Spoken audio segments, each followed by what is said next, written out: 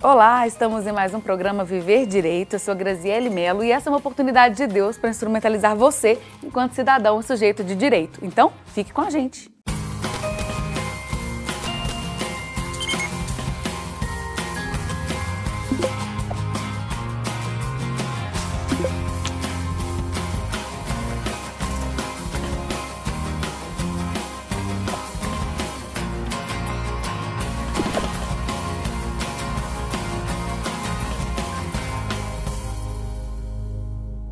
No programa Viver Direito de hoje, sempre com um convidado especial, estamos com a Núbia de Paula, que é advogada, professora universitária, doutora em Direito, e para mim é um prazer tê-la aqui, porque foi a minha professora.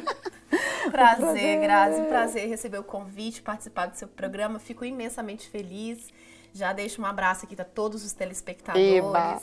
E a Grazi é uma pessoa muito especial na minha vida, fui professora dela, acompanhei toda a trajetória. Olha que chique. E agora ela gravidíssima, não é? Linda como sempre. E é um prazer estar aqui, falar um pouco da minha história. Isso, que eu quero saber um pouquinho, contar para as pessoas um pouquinho da sua trajetória, porque ainda mais, né, que a gente vai falar sobre responsabilidade do cidadão frente à implementação das políticas públicas, né? Então, até chegar nesse tema, o que te despertou, né? Como é que foi para chegar até aqui dentro do direito, por exemplo? Ok. Isso é um tema muito interessante. É um tema pesado, muitas vezes as pessoas acham, mas é um tema de suma importância, né, para nós que somos cidadãos. Eu sou de uma cidade do interior, né, uma cidade muito pequena, ela se chama Corinto, e a minha família sempre foi muito humilde, então eu fui a primeira a concluir um curso superior, e eu sempre soube que era direito que eu queria fazer. E aí, escolhendo direito, eu sempre me deparava com essas questões de discussão do uso de dinheiro público, da malversação das verbas públicas, dessa questão do desamparo mesmo das pessoas perante as obrigações que o Estado assume na Constituição, mas de fato ele não assume. Tanto que hoje em dia a gente sofre muitas consequências diante dessa má gestão, né? Diversas consequências. E uma das principais consequências mesmo é essa falta de acesso a uma educação de boa qualidade. Quando eu falo educação, é educação para mim, para você, né, para os nossos filhos. E foi difícil eu ingressar numa faculdade, foi muita luta.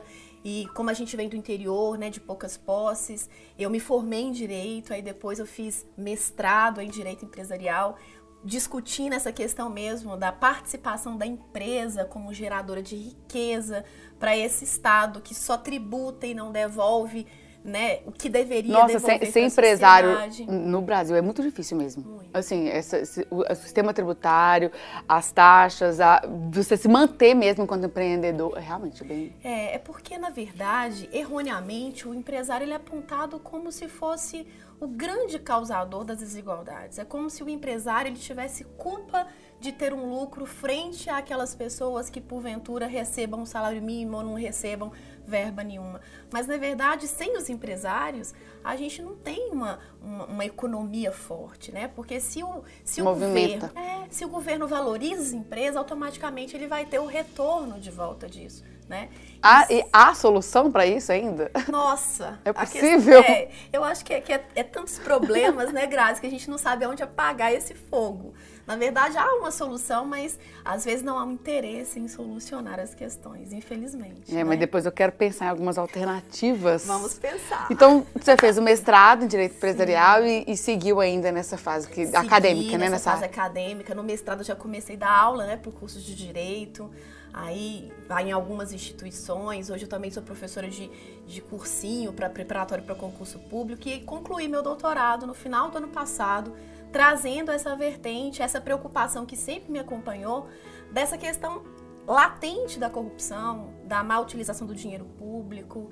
E eu sempre procuro trazer essa visão mais de responsabilização para os meus alunos, de pensar realmente no papel que nós, cidadãos, podemos exercer e quanto que a gente pode influenciar nessa utilização correta desses recursos e como que a gente pode cobrar, como que a gente pode realmente ser um cidadão não passivo, né? Porque uma coisa é ser um cidadão pacífico, outra coisa é ser um cidadão passivo.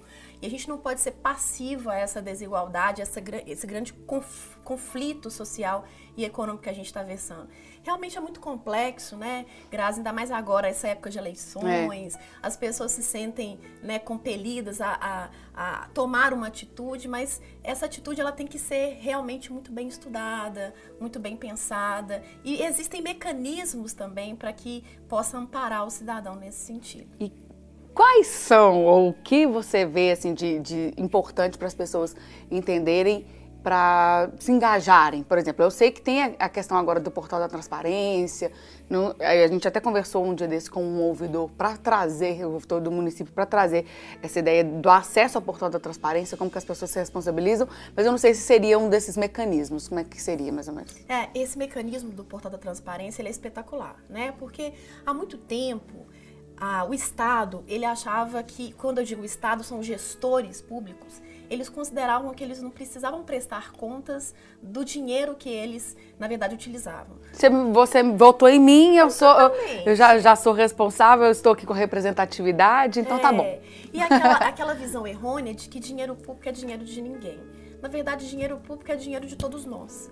E pelo portal da transparência, que foi uma obrigatoriedade que já constava da Constituição, mas que não havia implementação, o Estado tornou efetivo essa obrigação constitucional. Então não foi um favor que o Estado fez pra gente, foi o cumprimento mesmo de uma determinação de lei, de colocar realmente os ganhos, os salários, os subsídios de todos os seus servidores, os usos com as verbas, para que nós, cidadãos, pudéssemos fiscalizar. Porque é muito interessante você tocar nesse ponto, Grazi. Sempre houve aquele ditado de que o cidadão ele tinha um papel muito importante na ingerência, na fiscalização desse dinheiro público. Mas o cidadão não sabia para onde que ia esse dinheiro. E também nem como fiscalizar, porque a gente se sente sem esse poder que é nosso. Mas como exercer essa fiscalização? E aí a gente acha que esse poder de exercer fiscalização, ele está só através das medidas judiciais. Só que, infelizmente, a gente sabe que o judiciário hoje está atolado de ações, né? Os juízes não conseguem julgar as demandas urgentes, então, de concessão de medicamentos, por exemplo, de alto custo, ou mesmo um acesso à educação. Isso é complexo quando você leva essa demanda a mais para o judiciário. E aí entra o que eu sei que a Grazi adora, porque ela é fera nessa área, que é a questão da mediação, como uma forma de política pública que é assim intitulada, mas infelizmente não é tão reconhecida economicamente para isso, para poder viabilizar esse acesso ao cidadão. Então, a mediação ela pode ser vista também como uma das possibilidades de fiscalização no sentido dessa negociação, dessa conversa, é isso? Perfeitamente. E uma coisa, antes de chegar nessa questão, que eu fiquei com uma dúvida também, como que o cidadão, então, ele vai fiscalizar? Ele precisa sempre se mobilizar através de passeatas, de vou fazer uma manifestação, é isso? Ou tem outras formas que o cidadão pode exercer essa fiscalização? Não, tem outras inúmeras formas, né? Quando a gente vai lá, tem uma lei que é uma lei da ação popular, né, que a gente intitula. Essa ação popular é uma ação feita para o cidadão, para que o cidadão possa reclamar tudo aquilo que ele acha que está ilegal no uso de uma verba pública, de um dinheiro público. E essa ação popular, ela é uma medida tipo última. É como se realmente nada que eu tivesse feito anteriormente eu pudesse chegar a essa ação popular.